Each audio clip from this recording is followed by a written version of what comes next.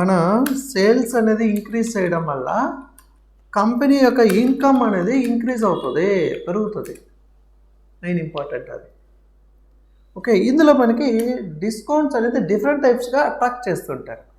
So discount ఇస్తే మామూలుగా ఎలాగా మనకి ఇంక్రీజ్ అవుతుంది అంటే, ఇప్పుడు మనకి ఫర్ ఎగ్జాంపుల్ నేను 1 CR ఆఫ్ అమౌంట్ పెట్టానమ్మా, ఒక ₹1,00,00,000 అమౌంట్ పెట్టాను. ₹1,00,00,000 స్టాక్ని నేను సేల్ చేస్తే నాకు ఒక 30% అనుకో, ఒక 30 lakhs నాకు ఇన్కమ్ వస్తుంది. ఎంత వస్తుంది? 30 lakhs నాకు ఇన్కమ్ అనేది వస్తుంది. ఓకే, అదే నేను 2 crores స్టాక్ కనుక సేల్ చేయగలిగితే విత్ డిస్కౌంట్స్, ఇక్కడ మనకి 30 మనం ఒక 1 month డ్యూరేషన్ అనుకుందాం. సపోజ్ నేను ఫర్ ఎగ్జాంపుల్ 1 month డ్యూరేషన్లో డ్యూరింగ్ 1 month డ్యూరేషన్లో ఇప్పుడు మనం 1 crore సేల్ చేసినప్పుడు మనకి 30 lakhs ఇన్కమ్ అనేది వస్తుంది. అదే నేను ఒక 5% డిస్కౌంట్ ఆఫర్ చేశాను అనుకుందాం. 5% డిస్కౌంట్ ఆఫర్ చేసి అదే డ్యూరింగ్ ద మంత్లో నేను 2 crores కనుక సేల్ చేయగలిగితే అప్పుడు మనకి ఎంత ఇన్కమ్ అనేది వస్తుంది అంటే 1,30,000 అయినప్పుడు 2 lakhs కూడా మీకు 60,000 అవుతుంది.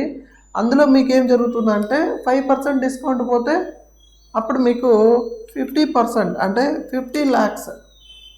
1 crore మీకు 30,000 ఇన్కమ్ వచ్చినప్పుడు 2 crores స్టాక్ని మీకు సేల్ చేసి 5% డిస్కౌంట్ ఇస్తే మీకు 50 lakhs అని అవుతారు. 50 lakhs మనకి ఇన్కమ్ అనేది వస్తుంది. అంటే ఇప్పుడు మనకి పెరిగిందా లేదా? సో ఇది ఒక అడ్వాంటేజ్.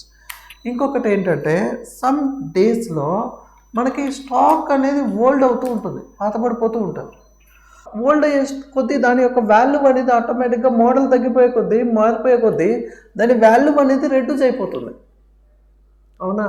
అంటే దాన్ని మళ్ళీ వాల్యూ అలాగే ఉన్నా మీరు దాన్ని ఎక్కువ అట్రాక్ట్ అవ్వదు, కస్టమర్స్కి ఎక్కువ సేల్ అవ్వదు.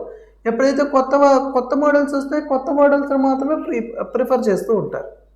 సో దానివల్ల మీకు ఏం జరుగుతుంది, ఈ యొక్క ఓల్డ్ స్టాక్ ఏదైతే ఉంటుందో మన దగ్గర మూమెంట్ అనేది ఉండదు. మూమెంట్ అంటే సేల్ ఉండదు. సేల్ ఉన్నప్పుడు దీనిపైన పెట్టినటువంటి ఇన్వెస్ట్మెంట్, దీని మీద మీరు ఏదైతే పెట్టింటారో ఇన్వెస్ట్మెంటు, ఆ ఇన్వెస్ట్మెంట్ అనేది డెడ్ అయిపోతుంది. మనం ఎక్కువ రోజులు ఇప్పుడు సపోజ్ నేను ఈ యొక్క ఓల్డ్ స్టాక్ పైన ఒక 50 lakhs పెట్టాను అనుకుందాం. 50 lakhs స్టాక్ మనకి సేల్ అవ్వకుండా అలాగే ఉండిపోయింది. అప్పుడు మీకు ఏం జరుగుతుందంటే ఈ 50 lakhs స్టాక్ నేను సేల్ చేస్తే 30% నాకు ఇన్కమ్ వస్తుంది. కానీ నేను 2-3 months నా దగ్గరే ఉండిపోయింది.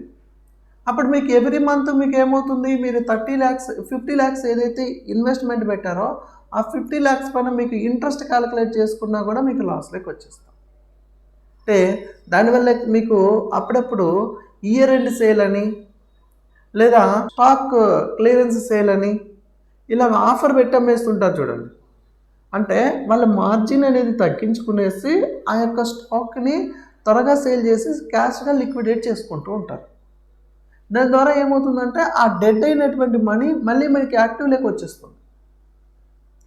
దాని ద్వారా ఏమవుతుంది, సేమ్ అమౌంట్ని మనం కొత్త మోడల్స్ పైన లేదంటే న్యూ ఐటమ్స్ పైన లేదా వేరే స్టాక్ డిమాండ్ ఉన్నటువంటి స్టాక్ పైన మనం ఇన్వెస్ట్మెంట్ చేసి స్టాక్ని బై చేయడానికి పాసిబిలిటీ ఉంటుంది. ఓకే, దానికోసం మనం ఇక్కడ ఏం చేస్తారు, సేల్స్ అనేది ఇంకొంచెం పెంచుతూ చేస్తాం. ఇలాగ డిస్కౌంట్స్లో డిఫరెంట్ టైప్స్ ఆఫ్ డిస్కౌంట్స్ ఇస్తూ ఉంటారమ్మా. ఇక్కడ మనం సేల్ చేసినప్పుడు మనం ఇచ్చే డిస్కౌంట్ మనకేమవుతుందంటే కంపెనీకి ఎక్స్పెన్సెస్ అవుతుంది. సేల్ చేసినప్పుడు కస్టమర్స్కి మనం ఇచ్చే డిస్కౌంట్ని మన కంపెనీకి ఎక్స్పెన్సెస్ అవుతుంది. ఓకే, అదే కనుక మనం పర్చేజ్ చేసినప్పుడు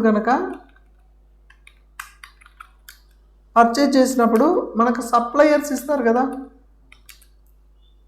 పర్చేజ్ చేసినప్పుడు మన యొక్క సప్లయర్స్ మనకు ఏవైతే ఈ డిస్కౌంట్స్ ఇస్తారో అది మనకి ఇన్కమ్ అవుతుంది. సో అది ఇండైరెక్ట్ ఇన్కమ్ అవుతుంది. ఇక్కడ వచ్చేసి ఇది ఇండైరెక్ట్ ఎక్స్పెన్సెస్, ఇది వచ్చేసి ఇండైరెక్ట్ ఇన్కమ్ అవుతుంది. డిస్కౌంట్స్లో ఏ టైప్ ఆఫ్ డిస్కౌంట్స్ ఉంటాయి, ఒకటి ఇక్కడ ఏ టైప్ ఆఫ్ డిస్కౌంట్స్ ఉంటాయంటే ట్రేడ్ డిస్కౌంట్స్ ఇస్తుంటారు. అంటే వాళ్ళ బిజినెస్ రిలేటెడ్ గూడ్స్ని మాత్రమే మనం సేల్ చేస్తున్నాం అనుకోండి, డిస్కౌంట్ కన్నా ట్రేడ్ డిస్కౌంట్ అని ఇంకా అడిషనల్గా ఇస్తారు. అలాగే మనకి 1+1 ఆఫర్స్ అని ఉంటుంది కదా, అలాగే 2+1 ఆఫర్స్ అంటే 2 కొంటే 1 ఫ్రీ, లేదా ఫెస్టివల్ ఆఫర్ లేదా డిస్కౌంట్, అలాగే స్టూడెంట్ డిస్కౌంట్స్, ఎంప్లాయీ డిస్కౌంట్స్, అవునా, అలాగే new product launching discount, promotional discounts అంటే కొత్త ప్రోడక్ట్ అయినప్పుడు వాళ్ళకి ప్రమోట్ చేసుకుని డిస్కౌంట్ ఇచ్చేస్తుంటారు. అది మళ్ళీ పబ్లిక్లో బాగుందంటే సేల్స్ పెరుగుతాయి. సో అట్లాగా మనకి వాళ్ళు డిస్కౌంట్స్ అనేది ఏ విధంగా ఉన్నాయని దాని యొక్క మెయిన్ కాన్సెప్ట్ ఏంటి అంటే ప్రమోట్ చేసుకోవడం, లేదంటే ఎక్కువ సేల్స్ని ఇంక్రీజ్ చేసుకోవడం. ఎక్కువ సేల్స్ని ఇంక్రీజ్ చేసుకోవడం వల్ల మన యొక్క కంపెనీకి రెవెన్యూ అనేది పెరుగుతుంది.